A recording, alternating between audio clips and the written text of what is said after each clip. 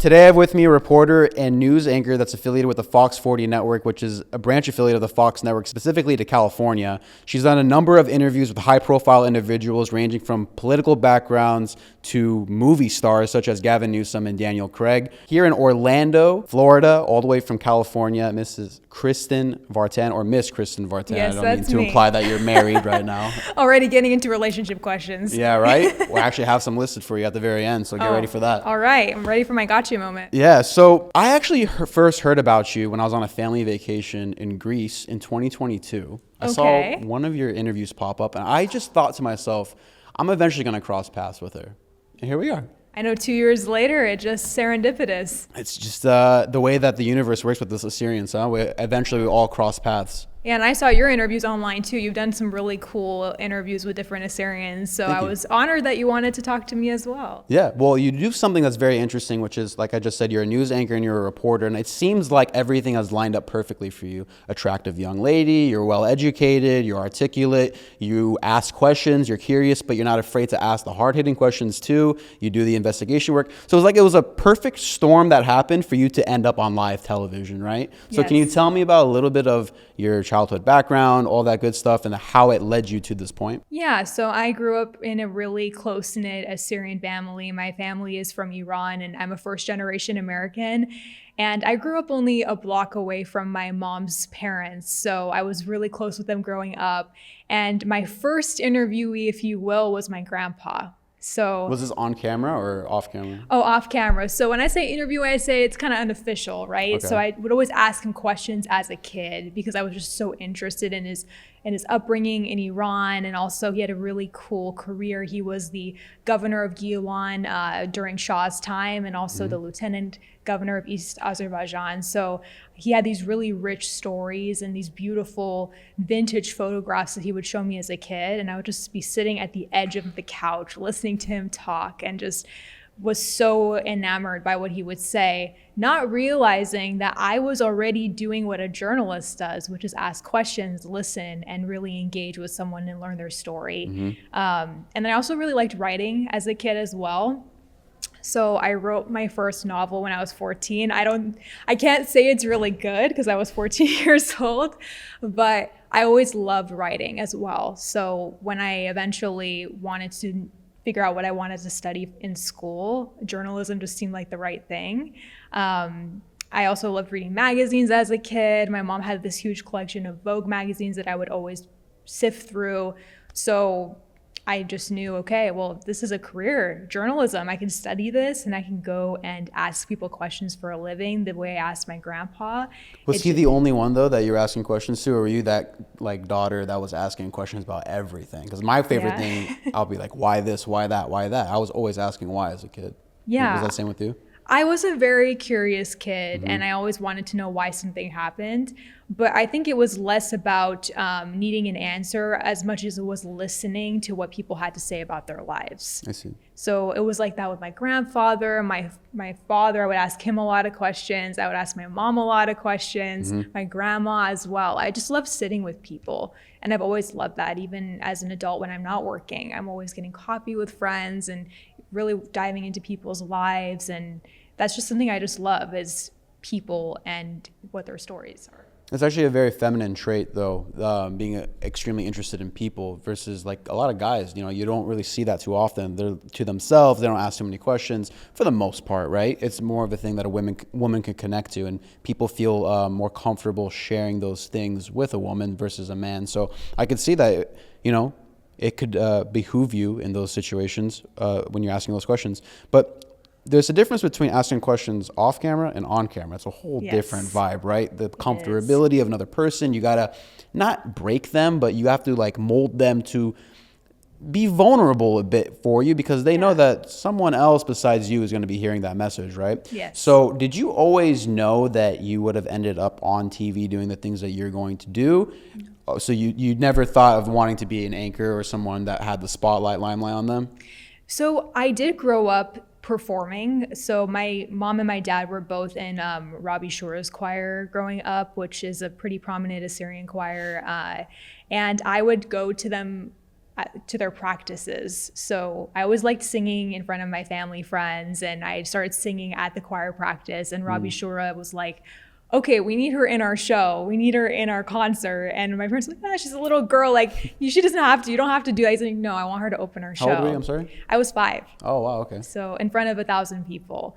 So I always loved performing. So there was no singing. stage fright. There was no fears in your heart, no butterflies in your stomach. Really? No. I mean, when you're a kid, nothing scares you because you haven't been exposed to the concept of fear.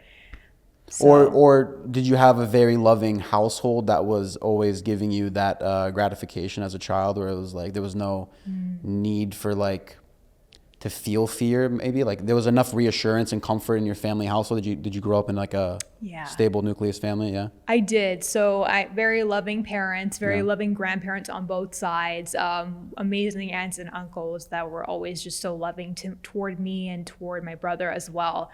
So, and I was always encouraged as a kid that I could do anything if I worked hard enough and I wanted it bad enough. And my dad always said, you're like a lion. You can, you can be mighty, or, you're like a bird, you can fly. So I just always had this language around dreams to the point where maybe I was overly a dreamer, overly an optimist. And I still carry that with me today. I love that.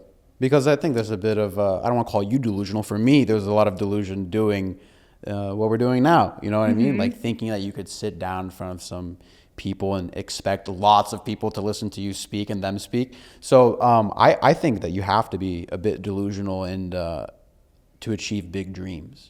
I see it as just having faith. And that's another reason why I think I have this sort of mentality is because I also grew up not only in a household that was very loving and wholesome, but I grew up in a household of faith. God is a huge part of my life, and I just trust in a higher power that what's meant to be for me and for my good and for his good, right? Because I think in my profession, you can help a lot of people by sharing stories. So that's always something always in the back of my mind. And I think having faith trumps the idea of being delusional too. Well, so then let's say that God was going to take you a completely different direction than performing, being on TV, journalism. You would have gone gracefully, or would you have gone kicking and screaming? I think throughout your life and throughout my life, I sometimes will fluctuate between questioning and maybe kicking and screaming on the inside versus also trusting and surrendering. Because I'm a very ambitious person, very strong-willed person, although maybe you wouldn't realize that because I am a little composed in my nature, but those things make me very steadfast and wanting to be in control of my life and wanting to achieve the dreams I have. But I also recognize that this life is not just my own, and that's when I surrender, and when I surrender, the right things come, and sometimes even better than I could have ever imagined.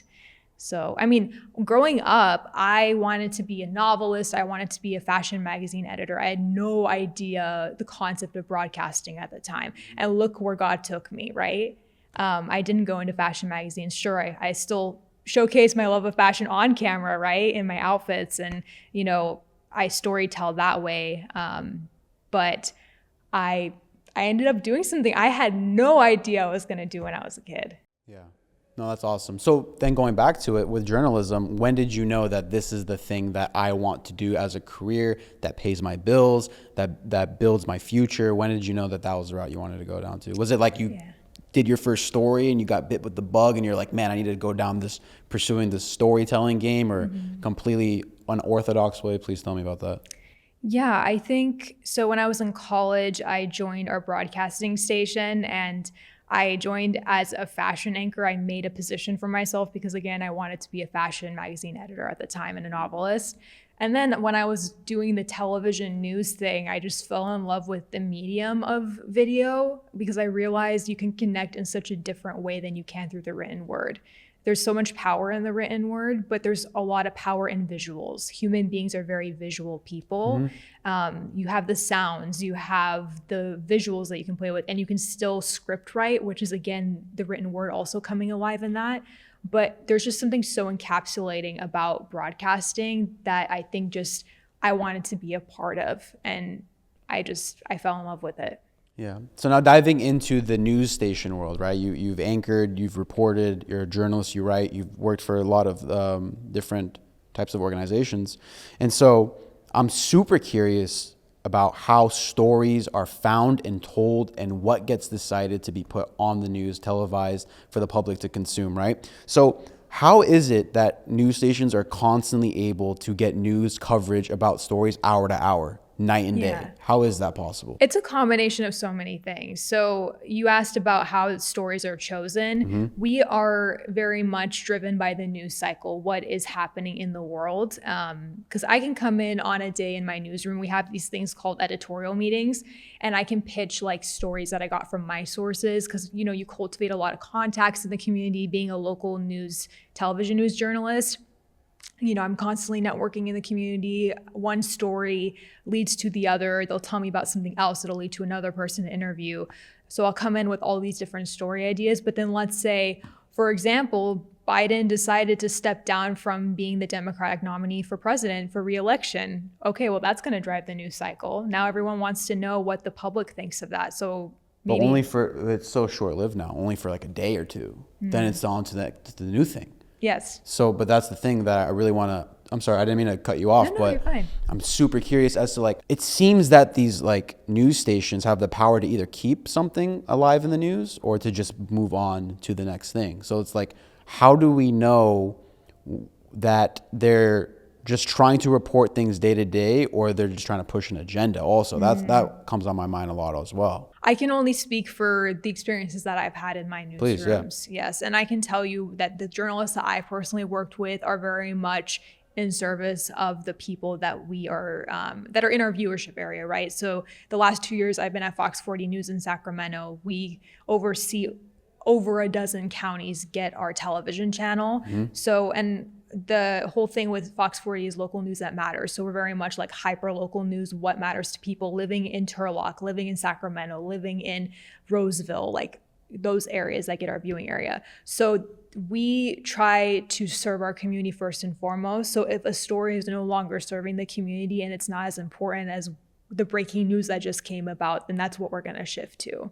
But with like breaking news, right? Right. The thing that everyone wants to care about, for example, Trump getting shot, Biden stepping down, Kamala becoming the new nominee. The thing on the news is what everyone has eyeballs on right now, right? But how is it like that we know that we're not getting psyoped into being or hyper fixated on a specific story versus all the hundreds of stories that are being missed day to day that might just be as important, but it's like all of these news organizations are covering the one main thing. But like all of the other stories in the world may be being missed with just as much of importance. Choosing a story that goes on air is kind of a give and take of the people putting out the news and also the audience. So obviously, if the entire country is worried about who their next president might be or that their former president was shot, that's going to get a lot of views, right? Because people are curious about that. They are going to click on that story because they care about it. When our newsroom sees, okay, well, they are interested in that story, we're getting a lot of views on this, then maybe, and I'm speaking in generic terms, a news outlet is going to say, okay, well, our audience cares about this, so we should probably keep following this story and find other ways to advance this story, right? So I think that there needs to, in this country, be more news literacy, because I think that our audience. What does that mean, though? Yeah, so it just means like how we consume news. I think high schools should have a class where we teach them about, news cycles, current events, what drives a news story, how to read a news story with a critical eye so that you're not just reading a headline and then take that for what it is, right? Clickbait. Yeah. Or even being able to say, okay, well, does this story show both sides, right? Is it skewed one way or the other? Because I can't speak for every news outlet. Sometimes depending on the story and depending on the outlet, like I think true journalists always want to remain objective. And that's where news literacy would be important, is being able to say, okay, is this outlet skewing a certain way or are they not? Because that does exist, right? We see that there's centrist news media, there is more conservative news media outlets, and I'm not naming names. There's more, liberal news outlets, but journalism at its core, what we learn in school is, okay, we as human beings, we are not objective, right? We have our own opinions. We are subjective human beings. But my role model, Christiane Amanpour of CNN, said, as a journalist, we give a hearing to both sides. That's our job. It's not our job to assert our opinion. We have opinions, right? But our job is to interview both sides so that the audience can decide what they think of that story. It's interesting that you mentioned that name because I did look into her briefly while preparing for this interview. And so I believe she was born in Iran, and then she was in the UK for a while, and then she came over here, and now she's at CNN, I think? Yes, right? Yeah. yes. So, okay, in order to be on the TV providing the news, you need to be a journalist with a degree, correct? You have to have some type of degree, education. Yes. And so there is a typical agreement that journalists can't be biased, correct? But if the majority of people who get their degrees are from universities, which in America are not even left-leaning, they're left-wing now. And there's universally no right-wing representation. I graduated from a master's program 2 years ago, so I've seen a lot of things that are not centrist. It's leaning one way or another. It never affected me directly, right? But I saw it. And so if these universities are churning out today's reporters, how can we not expect any extreme biases and political lenses? Don't they by default come into the industry with a political bias? I think it's really easy to see how that could be a concern. But I can say that I have gone to two very different universities. So I got my undergraduate degree at Pepperdine University, which is associated with, a Christian background, right? Because it is a Christian school. We have convocation, which essentially means that we go to Bible studies, and it works toward our overall degree and our GPA. So that you could say, right, has a certain type of person that goes to that school. Probably there are a lot of kids that go to that school that maybe come from more traditional Christian backgrounds. When I stepped inside of my journalism program, it became this area that was neutral. We learned the bare bones of journalism, the Society of Professional Journalists Code of Ethics, do no harm, give a voice to the voiceless, objectivity, all those things, right? I also went to USC. That is a private university, but it's a bigger university, and it doesn't have a religious affiliation. Again, I stepped inside of my journalism program, inside of our college newsroom, same ideals. Bare bones, give a hearing to both sides. We're journalists, we have our own opinions, but we are not supposed to assert those opinions. Okay, so then how are your views on today's reporters? Do you see any political biases when you're watching CNN or Fox or whatever? You don't have to pinpoint one of them, but when you're just observing other news stations and the reporters, do you see the political bias, or do you feel like right now this climate, it's pretty good? They're doing what the universities taught them. I think that when you step outside of the university, then that becomes your prerogative whether or not you're going to abide by those ethics. And I think for the most part, people do. Now, there are, studies that have been done by independent organizations that show that there are certain news stories that do seem to skew a certain way. But I think I would leave my opinion out of it and leave that up to the professionals to just, discuss more. But I can say the people that I personally have give and take with, the journalists that are in my network, try to remain as objective as they can. How do people avoid the trap of becoming biased, not just as a reporter, but also as a listener then? Because if you are only going to one news source over and over, then it's very easy to get into an echo chamber of just continue, even myself, where I'm like, how are these people not understanding my perspectives? It was like, oh, hold on, buddy. Maybe you're only listening to the same message over and over, and that's why you think the way that you do. Yeah. So how is it, as a reporter and also as a person who consumes content, that we ensure that we don't fall into the trap of being intellectually captured by one side? Yeah, and that's a really good question, Emmanuel, just because we really do live in a time of echo chambers, especially the more we research something that we're interested, the more we're getting fed an algorithm that is basically a self-fulfilling prophecy, right? What you call an echo chamber. And I think the best way to combat that is to diversify your news palette, right? So if you are more likely to read one news outlet and you see another news outlet that you think has a different skew, right? Because we did mention that, yes, there are some outlets that do skew it one way more than the other. For the most part, most outlets do try to remain in the center, but there's opinion pieces out there as well, right? Those do exist. I would say try to diversify where you get your news. Read different kinds of newspapers, watch different kinds of broadcasters, follow journalists that you think cover the news in a balanced way. Because I think one of the things that's really positive about broadcasting is that people can put a face to the name and a face to the content. What I put out there on the news, my face is on that. So that keeps me accountable to remain objective in my reporting, because I want people to trust me and know that I'm not trying to put my own agenda on them. And so people follow me because they know that I'm going to try my best to give them the most balanced story that I can. Right. So follow people that you think are balanced. I would also say log out of your Google account and search for the same thing you would have if you were logged into your Google account and see if you get different results. Oh, it's so different all the time. I have like 3 accounts I always log into. I'm like, oh, hold on, I'm doing research on this one thing. Let me switch accounts. And then all of a sudden I'm finding different things that skew my bias a different way. Yeah. It's very real. It's very much curated towards what it thinks it wants you to listen to. So it's interesting. It really is interesting. It can really capture you in a bad way. But I want your definition of the following: day turn.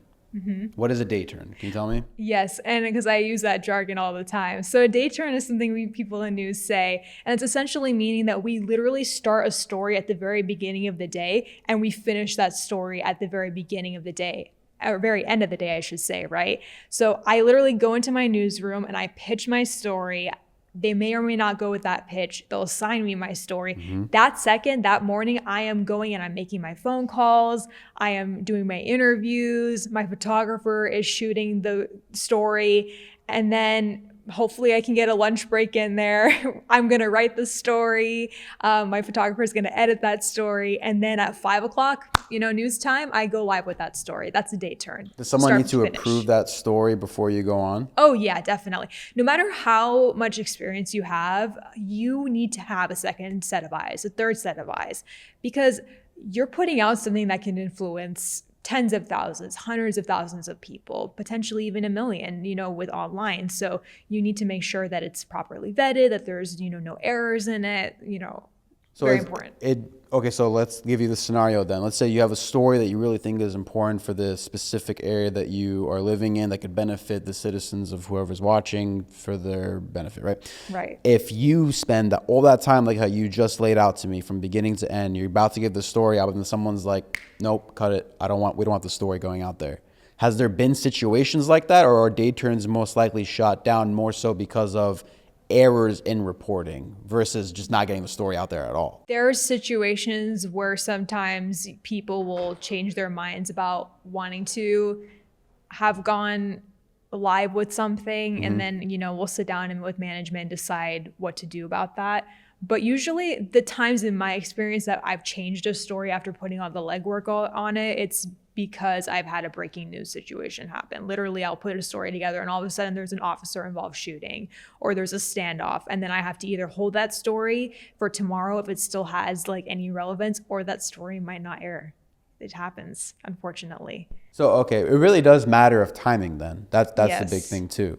Yeah. So unfortunately, some things just as the winds blow, they get swept up in the sand. We kind of have to, roll with the punches and decide what needs to be fronted by a reporter, what's more pressing, what's life-threatening, what's life-affirming. These are all things we are constantly making decisions on. So the journalistic ethic is don't cause harm, essentially, mm-hmm. right?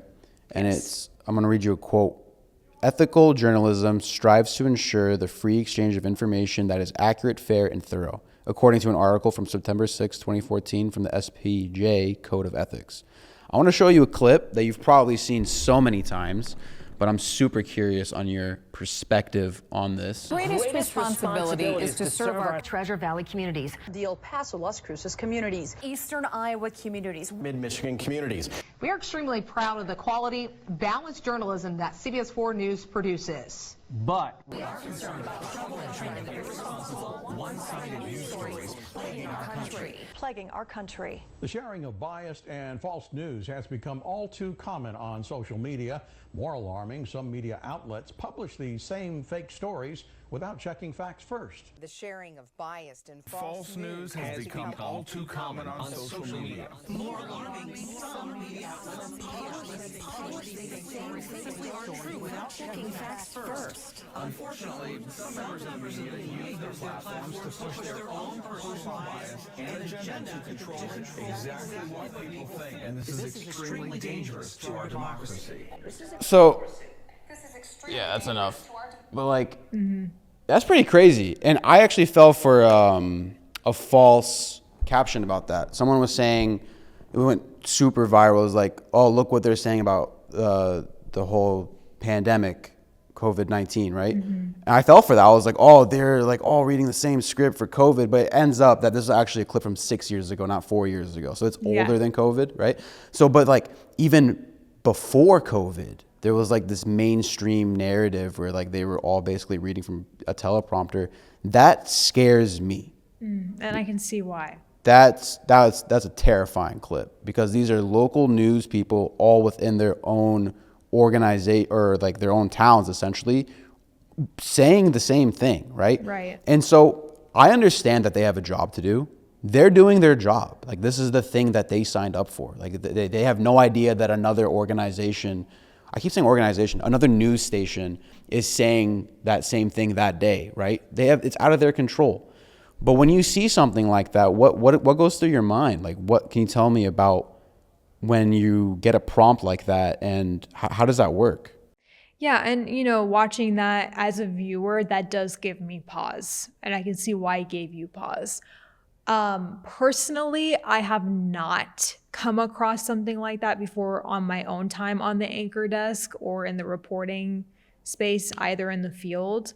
Maybe because that video from 6 years ago probably alerted people to that potential. And I haven't even come across something like that since stuff like that has come out. Yeah. And again, that's why I say it's so important that it goes back to the education of the viewer, because obviously as an individual journalist who tends to really be passionate about the objectivity and being a person that seeks truth,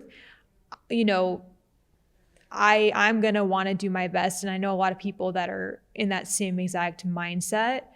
But in any profession, right, there's going to be people that may or may not follow that. It doesn't seem like the journalists and reporters are at fault, though. Yeah, I mean, they're reading a teleprompter. Yeah, and everyone knows there's teleprompters involved. Like, they're not the ones writing it. And like we just said, there's day turns, there's people that approve things. And so it's not just the reporters and people on TV. It's this whole entire system and structure that there could be some leak at some form that's causing these types of occurrences to happen. But going back to the journalistic ethic problem. Do you think, so it doesn't seem like there's like a journalistic ethic issue. It more seems like there's just like a top-down authority issue of some kind. I don't expect you to comment on that. That's just my observations, but I just wanted to put that out there and get your perspective. And I do appreciate what you said earlier. And that's fair too, because I mean, we do live in a situation where we have these local news outlets and we have these parent companies that own these news outlets. There are big parent companies that do own them. And obviously we hope that they are ethical, right? And times when I think the top down, people know that there is a chain of command. We have these big media companies that own like a couple hundred stations across the United States. The hope is always that people remain ethical, but a viewer always has to be as critical with their eye as possible, no matter what, whether they're consuming news on the television, whether they're consuming it in the newspaper, anything, social media, TikTok video that you watch. I think it's very important, again, for us to have an education system where kids are taught how to consume media so that they can form more, informed opinions on their own, so that they don't fall for a narrative, that they are able to distinguish what's right, what's wrong on their own terms, if that makes sense. You know Dr. Jordan Peterson? You don't know who that is? So he's a clinical psychologist who in the past few years has gone like multi viral, and now he's part of the Daily Wire and all these things. Canada, he had tenure at Canada. His country is Canada. He had tenure at a university in Canada, rather. And they were threatening to take it away from him unless he took social media rejuvenile lessons to use social media correctly in the laws in accordance to Canadian law. And so I understand what you're saying, but if you teach people to use it a certain way, specific way, it could kind of get authoritarian. In my perspective, you may have some points. Okay, so for example, there may be things that are true, but the school systems are teaching kids to avoid the tall tale signs of like a true article or a true statement or a true post. But like, no, don't look at that. Look at all of this over here. This is what we're going to teach you to look at. That's how you know that this is the right thing to do. And then social media can be manipulated, like how we said earlier with the echo chambers. Right. Well, then all of a sudden, all the true posts become the false posts, and then those false posts become what everyone thinks is true. Right. So that's where the authoritarianship could come in, unless there's like this super nonpartisan, but like right down the middle agreements on like a curriculum, then I can totally get on board with that. But then the question arises, how do you ensure that it stays nonpartisan, you know? And I think, obviously there's always a margin of error for a bunch of things, but what's the alternative? That people go into watching something without any sort of preparation for it? I mean, I think kind of have to look at both sides. I think it's good to have some sort of critical eye when we watch something.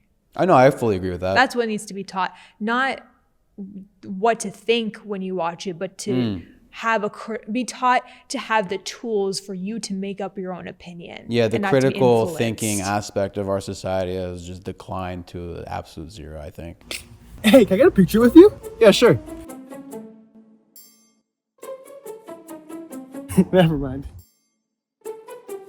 Tired of breakouts ruining your confidence? Introducing Blemish Shield, Salon Blissful's very own product that extracts impurities, camouflages blemishes, and helps heal your skin so you can regain your confidence. Say goodbye to redness, irritation, and unwanted spots, and order Blemish Shield today from Salon Blissful. Links in the description. Public perception of the media, like, it's at an all-time low right now after everything that's just happened. Does it ever deter you from the career path that you're on? Because like, oh, like why would people even tune in? Like the trust in media is low, or do you not worry about that? You just do the job that you best as you possibly can, and you're like, all right, the people who are listening, they'll benefit from it. I question things throughout my career for sure. I mean, it is upsetting when you're trying to do your job and to be as honest as possible, and people do not trust you because they've been burned in the past, right? But all I can do is come to a story with the heart that I have for people and hope it shows through, because that's all I can do is give them a fresh start with me. And I'm not perfect. I'm flawed, but I try to show up every day to do as little harm as possible, to do no harm, and to help communities. And I think that's what keeps me going in this business, is when I do cover a story where I really did help somebody. And that in itself, that one story that changed somebody's life, it makes it all worth it every single day. Have you heard the quote, politics of today is history of tomorrow? Okay. So when you're reporting on a story, do you ever think to yourself, like when you're talking to a person like Gavin Newsom, one of these politicians, do you ever think like, oh man, the thing that I'm reporting on could be the thing like my grandchildren read one day? Do you ever look at it from like that lens? Yeah, of course. There's this really famous quote that is, journalism is the first draft of history. So I think it's really cool knowing that I am contributing to the history books, whether that is because I'm covering a fire that impacted a huge community and I'm giving life-saving information, and that fire becomes one of the most prominent fires in California history, that's pretty, surreal to say. Or saying that I got to cover a story about a naturalization ceremony that Dr. Jill Biden, the First Lady of the United States, presided over, and knowing that those pictures taken of her at that function are going to be in history books. My coverage of that event is going to be in history books. That it's historical to me because my family came here as immigrants and they were naturalized, and I never got to see it, but I got to see it through somebody else's eyes. So I think a lot about history in a macro sense, but I also think about like on a micro level, the history of my family and my life, and how me being a storyteller is contributing to our legacy too.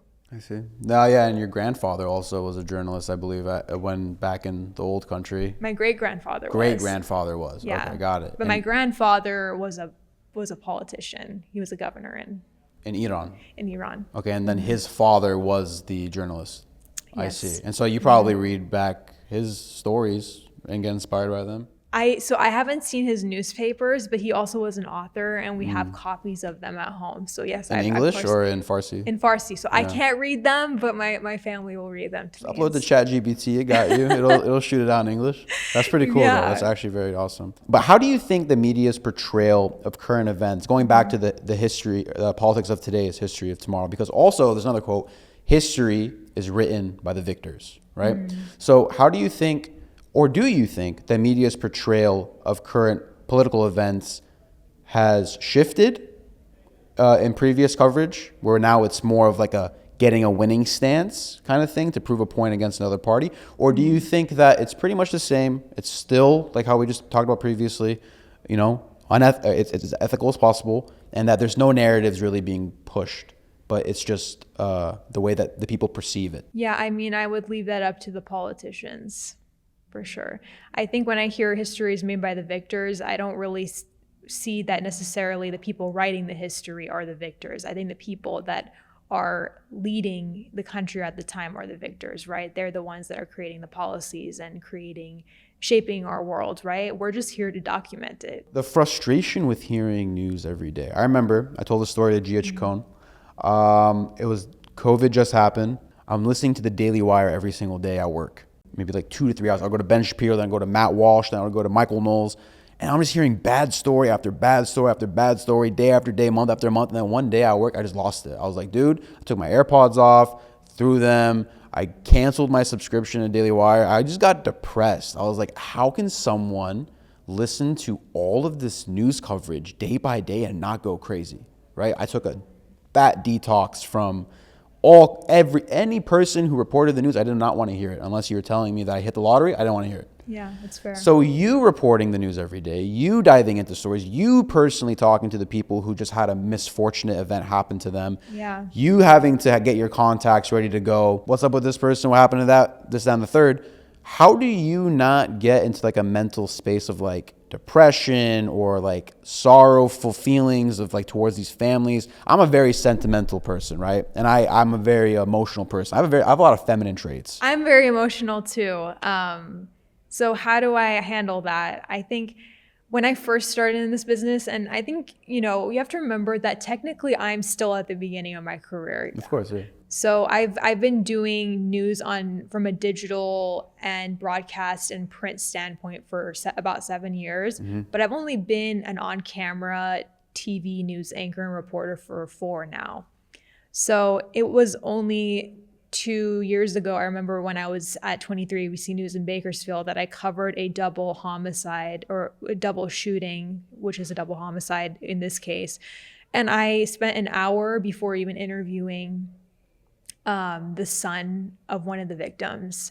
And I remember going home that day very, very heartbroken for that person. Again in Bakersfield, it was in a town near Bakersfield. There was a standoff where unfortunately a sheriff's deputy lost his life saving a family. Again, and in that case too, I was actually, we call them MMJs, multimedia journalists. I was shooting my story and I was reporting it.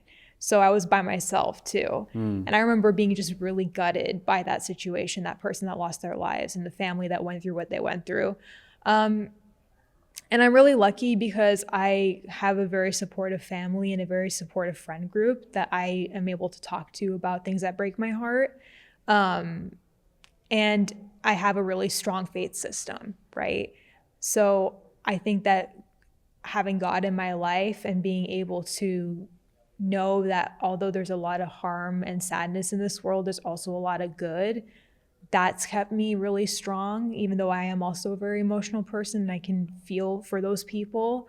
And also just having a work-life balance, knowing that I don't need to take my stories home with me, and that when I'm off the clock, even though they say like journalism is a 24/7 job, I think it is to an extent, but I think we also need a break too. Yeah, you're here at the convention right now. I'm here at the convention right now. Yeah. I do things that enrich my life. Faith enriches my life. I go to church, hanging out with my friends, traveling, doing all these things. Like when I'm off the clock, I unplug from news. Okay. Like anybody, you need to. There's firefighters that see a lot of sadness in the world. There are police officers that see a lot of sadness in the world. And I think that they could probably say the same thing, that when they come home, they have to just remember who they are and what their life is outside of work, and still have a heart for people, never ever desensitized from having a heart. Being a human being is what makes me good at my job. But I also have to remember that I am a human being too. And I need to also take care of myself when I come home. Yeah. Well, speaking of human beings and emotions, so going back to being the relationship thing that we teased Quite in the a segue. beginning. Right? Okay, You like that? yeah. So I accidentally said Mrs. Kristin Vartan in the beginning. Is that something that's, I don't see a ring on your finger. I don't know if I misspoke. Okay, so No. Miss Kristin Vartan. Being a public figure, there's a couple things that I realized. I was talking to a friend of mine who has like 2 million subscribers and all these. He's a big shot, right?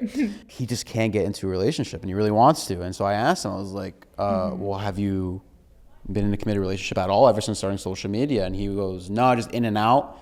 Yeah. And I go, man, like I just kind of figured it out. It's like social media doesn't really like do anything for your love life. Like as Right. much as people think like, oh, he's got all these followers and subscribers, it's like it doesn't really do much. Like it helps you get your foot in the door because you have credibility and people are more trusting with you because like, Yeah. oh, I've seen this person, I know what he stands for or she, and I'm more comfortable going out with them. But that doesn't Yeah. guarantee you that you're going to be in like a long form relationship, Right. happily ever after fairy tale thing, right? So my question to you is, being a public figure, being on the news all the time, has it made your life harder or easier with your dating life? I think it's been a combination of both, for sure. Being a public figure, people see you more, whether that's because you're on their television or because you're in the community talking with people all the time. Yeah. Even when I'm not working, I MC, nonprofit events. I'm out in the community, always talking with people. So I'm very much like visible to people. But I'm very private with my like personal life, and I do get asked out in the DMs or like on the stories sometimes. And I'm like, I'm trying to be professional. Don't ask me out right now. Right. So in that way, I'm more seen, but also because I'm very serious about my career, and I have only a certain amount of free time, I'm very intentional about who I give that time to. Okay, so it's not that you're a career-oriented person, you're not going to give it to anybody, but if you see it's the right person, then you're going to, I got you. Okay. Yes. But like, okay, so I think it might be just different for guys versus girls then. I mean, we have to admit to the realities of life. I feel like maybe, do you think it has been a net positive or net negative for you as a female, I believe you identify as? Yes, you are correct. For relationships, has it been a net negative or a net positive? What do you think? I think it's been positive. Okay. I think that because of my profession, I have developed a very like thick skin. I've grown into myself a lot more because I've been really resilient and in situations where I've had to develop a lot of grit, and also being so, in the public eye, you're constantly like exposed to the potential scrutiny. So Yeah. I have to be very secure in myself to put myself on camera every day. Do I think I'm the best thing since sliced bread? No, but I value myself and who God made me to be. So from that perspective, I have a lot of self-worth when I go into dating too. I had a very secure upbringing. I saw a beautiful romance through my grandparents, through my parents. So I've always kind of been a romantic person and wanted a great love. So I think that also being very like confident, because I am so exposed all the time through my job, I just have that standard for myself, and I'm just very like intentional about who I spend my time with. So I actually developing a card game to help people become better interviewers. Oh, right? that's cool. And Nice. also to intimately or get to know someone a bit like on a more intimate level, right? Yeah. So I did this with George Janko. He was the first guest that I did it on. And so basically what I'm going to do is, these are questions I typically wouldn't ask during an interview. Okay. It would be, questions you would more so ask on off camera, one-on-one, whatever, right? But there's 36 questions, and I used a lot of resources to figure out what are the questions that the majority of people have in mind when they want to meet a person for the first time. Yeah. On a deeper level though, not like what's your favorite color type of thing, right? Yeah. So I would appreciate if you could draw a card, and then Okay. I would love it for your honest answer. And then when you're done, I would love for you to give me a question. I'll put it in the game, and that'll always be known as the Kristin card. Okay. All right. You don't have to give it to me right now. We can do it later, but Okay. Sounds any good. card, any card. All right. Oh, nice. I like the branding. You like that? Yeah. It's in the prototype stage. Nice. Okay. Can you recall a time when you upset your mother or father? Oh, that's but the now one George look- pulled. No, wait. Do you want me to pull again? I don't mind. Okay, do you want to answer that one? Look back on it with regret. I feel like since he answered it, I'm like, I gotta. But do he said something else. nothing. He said he never disappointed his parents ever, which I have a hard time believing that, George. We all have disappointed our parents. Can you recall a time when you upset your mother or father, but now look back on it with regret? Honestly, I was such a goody two shoes. Oh my God, you both were goody two shoes. Give me that card back. I'm But- throwing this card away. But We'll do another one. okay, cool. But like, was there like something that you were recalling that you were like, maybe that upset me a Yeah, bit I was more? like, maybe. If you could ask God one question and he provided an answer right this second, what would it be and why? Yeah, I think I would ask him, what should I tell people when people ask me if God is a God of love and he exists, then why is there so much hurt in this world?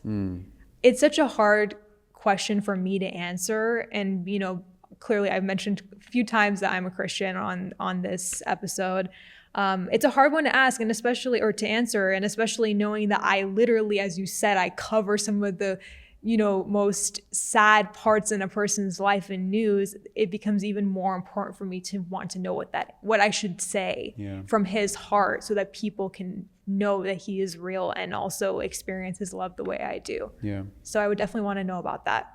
Yeah, that's interesting you say that, because a mother just asked me that question last week before I gave a Bible study. And I basically told her the best answer that I could, think of, where it's basically, in order for good to happen in the world, unfortunately, bad also has to happen. And that's what free will is. And so it's not that, the good people are targeted. It's just that bad has to happen to good people if there is to be free will. And that's not a sexy answer. It's not an answer that a lot of people want to hear, but it's the best answer that I could ever think of in the moment, But that'd be a great thing to ask God. I would love to know what he thinks of that one for Yeah. sure, because I never can have a perfect answer. Yeah. But I try my best. Yeah. Well, I really enjoyed my conversation with you, Kristin. Thank you so much for Same. making the time. Thank you so much for asking me to do this. It Yeah. was really fun. And you had some hot seat questions for me too. I didn't want to tell you too much. I know. I had a feeling. I've seen your other interviews. So I was like, he's going to put me, on my toes here. Yeah. Well, Yeah.